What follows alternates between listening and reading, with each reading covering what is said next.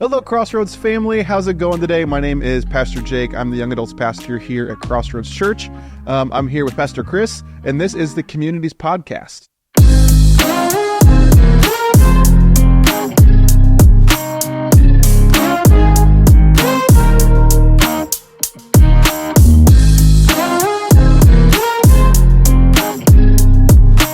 We are starting this off as kind of a new way of trying to equip the leaders in our groups ministry, but also just to help all of you become the best disciple makers you possibly can be. And so this is a little bit of an experiment, but I'm excited about it, and I think it's going to be great. Chris, anything you want to say? Are you excited about this? Yeah, man, I'm a little bit nervous, like sitting in front of this microphone like this. I feel like I keep leaning this way just to keep the microphone directly in front of me. So you're going to bail me out if I get stuck. Okay, cool. But yeah, I'm excited. I'm excited to be able to train group leaders and do it in a different format that allows them to feel like they're being a part of a conversation and hopefully gleaning some of our experience and knowledge and education that we've received over the years. So yeah, well, to kind of get things started with this. This all kind of birthed out of wanting to have more of a pastoral and personal presence with our group leaders and to try to equip you more intentionally. And so we're doing this in combination with more like one-on-one trainings for a little bit.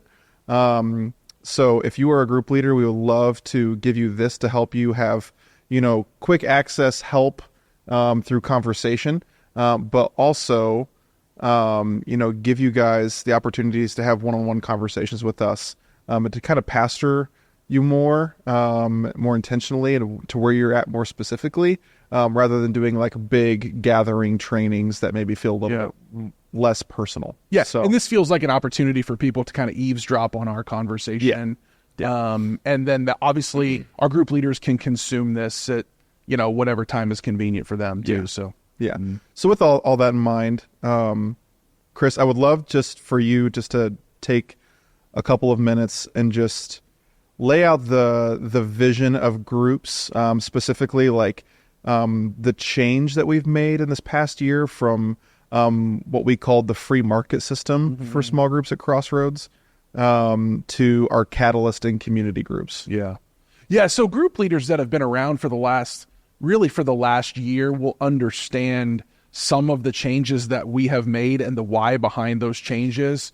The free market system served our communities department well for years here at Crossroads. Free market system that we had for probably 5 or 6 years, maybe even 7 years, really encouraged gathering and simply gathering. And we did a great job of gathering groups and gathering people. And so when you've got a culture at a church where people are not gathering midweek throughout the year, and you need to bring people along and get them in community, then that free market system that we used was a phenomenal resource for us as far as that goes. We had hundreds of people gathering every week. Yeah. I mean, sometimes some semesters we might have pushed 1,000 people that were in groups, and it was tremendous from that standpoint. What we felt like, and obviously you remember, we were having conversations 1.5 years ago, almost 2 years ago now, where we were starting to talk about how the communities department was doing a great job at gathering people, but we didn't necessarily feel like we were strong in the area of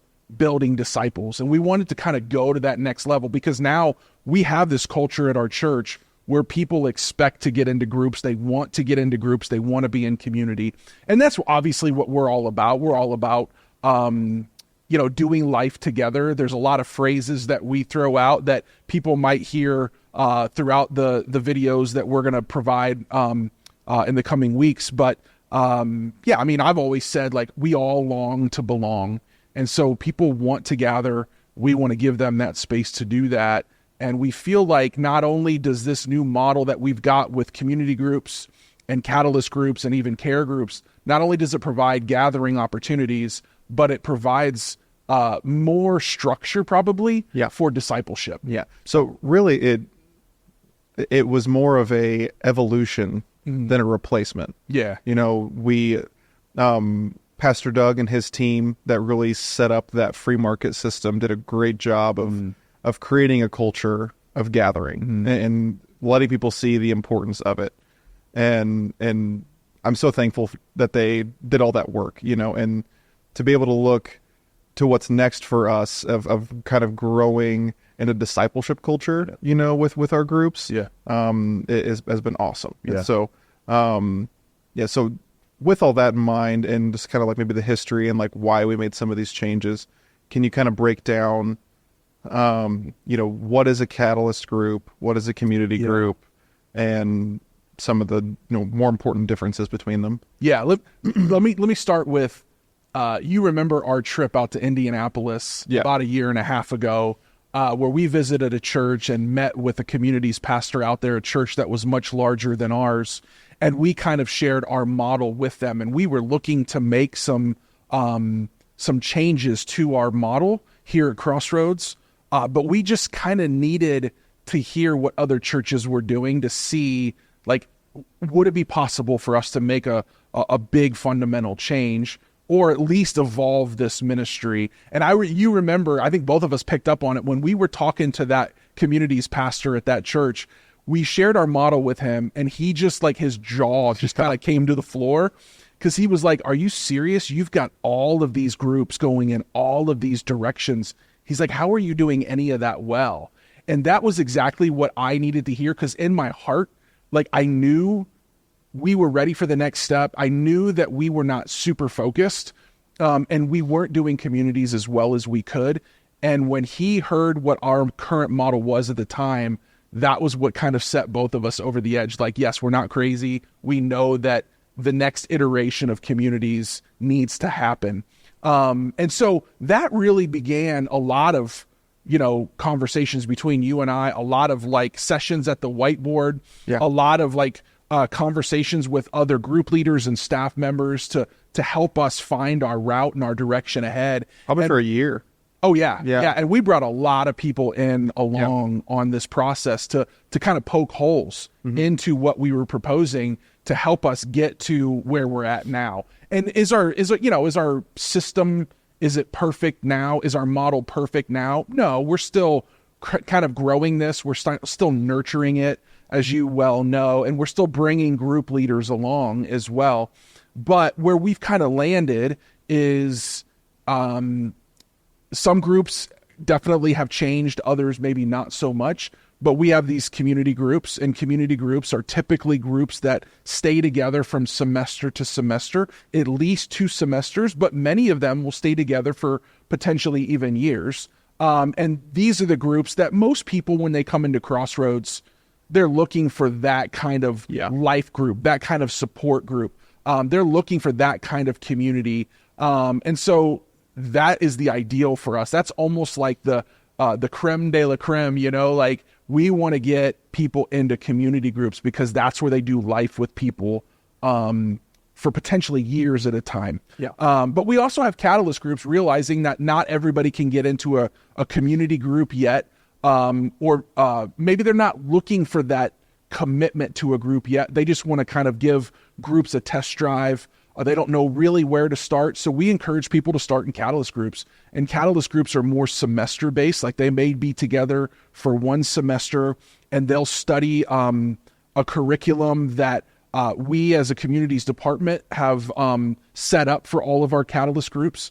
And so all of our groups that are catalyst groups go through the same curriculum every semester together.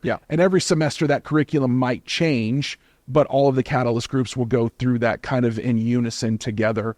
And we found that to be very beneficial. This is now our 2nd official semester that we're doing catalyst groups, and we're excited about the direction that those are going. And then we also have care groups, which we've always had care groups at Crossroads. We've just kind of rebranded them a little bit. And we've almost kind of given them a ministry within the community's ministry, realizing that some of these care groups are very unique and they're very niche. People that might be looking for help with an addiction, or maybe they've gone through a divorce and they're looking for some divorce care, or maybe they've recently lost a loved one, or maybe they've got some financial issues and they just need to get on a budget and they need a little bit of like financial counseling. Man, we've got all kinds of care groups that are very specific to people's felt needs. Yeah. And we're always kind of growing those different care groups and adding to them, but trusting that the Lord's going to bring the right leaders along that will really kind of spearhead those different groups. Yeah. So, even kind of going back to catalyst groups for a second, when we first started dreaming about this and seeking the Lord and what he had next for our church, I had just come out of doing the New Here ministry, and it was really on my heart a lot in these conversations of like, but what about people that don't have their people? Are we doing the invitation to the person that's new to our church, or maybe not even necessarily new to our church, but someone that, has kind of lived in that space of, I come late, I leave early, I haven't really made my connections yet, this whole groups ministry thing that everyone is telling me I should be a part of and is the best way to connect with other believers and learn about God's word with his children. Just seems so daunting to me because I come on a Sunday and I don't have any friends yet, which is a rare case, but, exists, and even for those new folks, that it's like, how do I get connected in these spaces with people that have done life together for years? Yeah. We wanted to create kind of like that cultivated, safe space for that person to come in and to get a snapshot of what doing life with other believers is really like. Yeah. To quote Pastor Doug again for a second of like the best times almost when as a believer is when you're having the kneecap to kneecap conversations, but that's also kind of daunting to get into. And for somebody like me with like personal space issues, when they say kneecap to kneecap, I'm like, that might be too close for me, but I get the analogy, I get the metaphors. But we really want to help people find their people and to be able to have those people that can journey through the victories and the hard times in life, people to come and sit next to at church, on a weekend, to go to lunch out together afterwards, to go to the graduation parties, to visit in the hospital, all those things.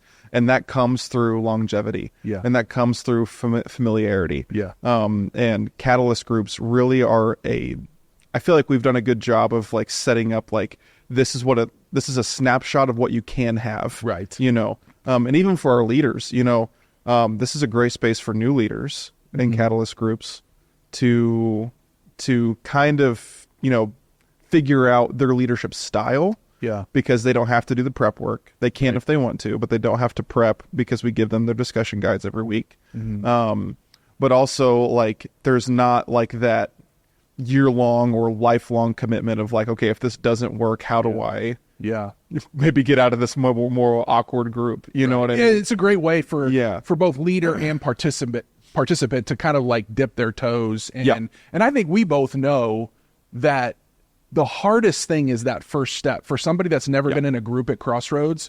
In a church as large as Crossroads, that's an intimidating thing to step into somebody's living room or to step into a classroom on campus or wherever that group, that catalyst or community group might be meeting. It's really hard to take that first step, but most people recognize after a couple, maybe 2 or 3 weeks, like, okay, I'm starting to find my people even within this group. But also for group leaders, the catalyst groups in particular, for someone to put themselves out there and to say, I think I'll be a group leader. For some people, that's a big deal. Like we might see something in them and identify that and say, I see a leader in you. And they're like, no, I'm not a leader.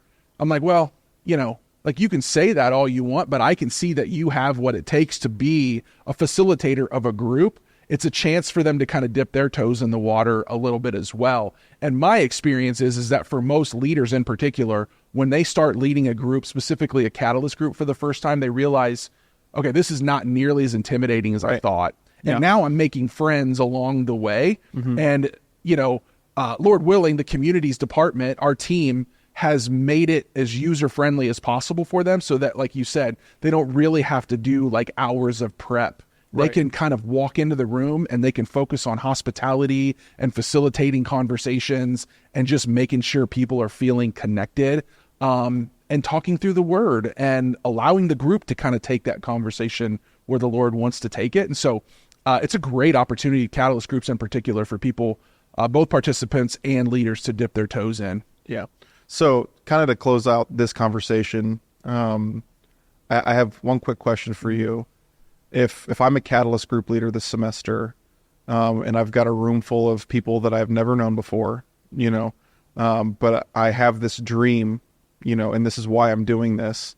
I have this dream of doing life with fellow believers, of turning it into a community group. Right.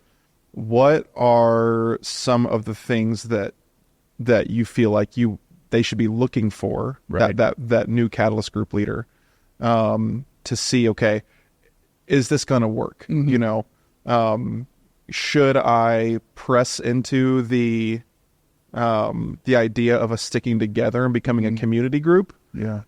Or should I try again with another group next semester? Yeah. I think a lot of group leaders, if you can kind of feel that, some people just have a feel for that. Like, you can walk into a room and feel the space. Some group leaders don't have that. I get that. For me in particular, I can walk into a room and kind of feel what's going on around me, and then that informs how I go forward. The first thing that I would always advise a group leader to do is start with prayer. Like, Lord, give me your eyes.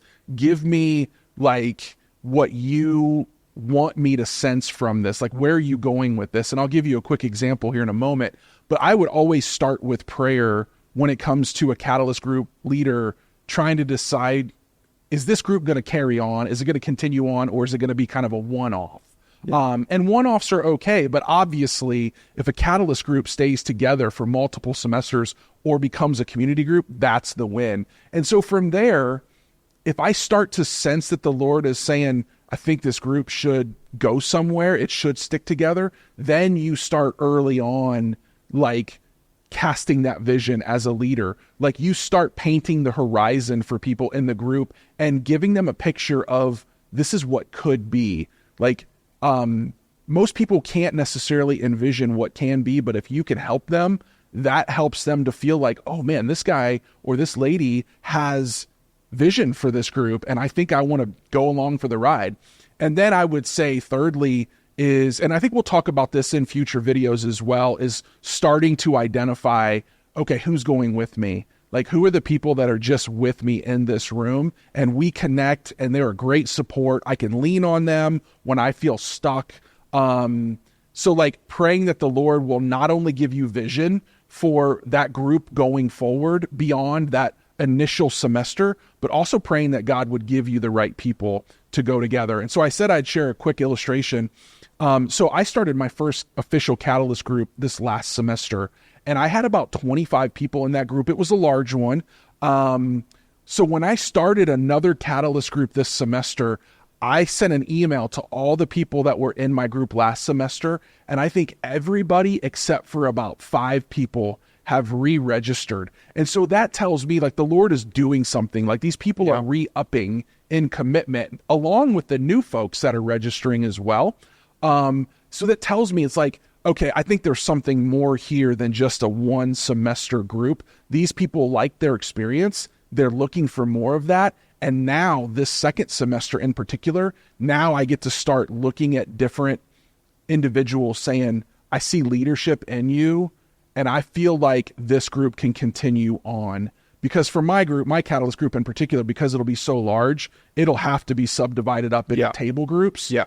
But I'm already looking for those leaders that kind of head up a table that could potentially become actual group leaders in the future. Totally. So those are some of the things that I do. Yeah. Yeah. Awesome. Well, hey, thank you very much, Pastor Chris. And thank you guys for joining us for this first ever Communities podcast. We hope that is a blessing to you. And, as we release more of these, you can kind of get a sense of our hearts and what we want for you as group leaders and just as group attenders as well. We're praying for you guys, and we can't wait to see what the Lord is going to do through groups in the coming years. So we love you, and we'll see you guys next week.